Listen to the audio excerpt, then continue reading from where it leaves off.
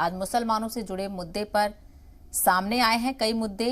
पहला, दिल्ली की जामा मस्जिद में अकेली लड़कियों को दाखिले पर पाबंदी लगाई गई।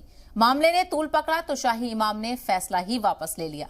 दूसरी खबर यूपी के सहारनपुर से आई। देवबंद में मुफ्ती असद कासमी ने यौम पैदाइश मनाने को ईसाइयों का तौर तरीका बताते हुए मुसलमानों से बचने और परहेज करने की अपील की है। देवबंद के उलेमा का कहना है कि कुरान, इस्लाम, शरीयत और हदीस में कहीं भी यौम पैदाइश मनाए जाने का जिक्र नहीं है। ईसाई हजरात जन्मदिन मनाते हैं, इसीलिए मुसलमान भाई ईसाइयों का तौर तरीका ना अपनाएं।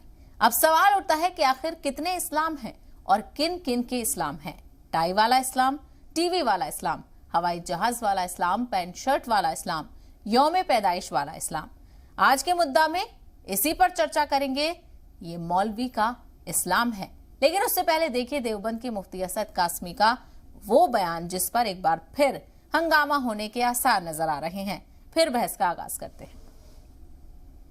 आप अल्लाह के रसूल सल्लल्लाहु अलैहि वसल्लम की पूरी ज़िंदगी को उठाकर देखें, कभी अल्लाह के रसूल ने जो है जन्मदिन नहीं मनाया, हजरात सहाबा ने जन्मदिन नहीं मनाया, तो मुसलमान क्यों जन्मदिन मना रहे हैं, ये मेरी समझ में नहीं आ रहा।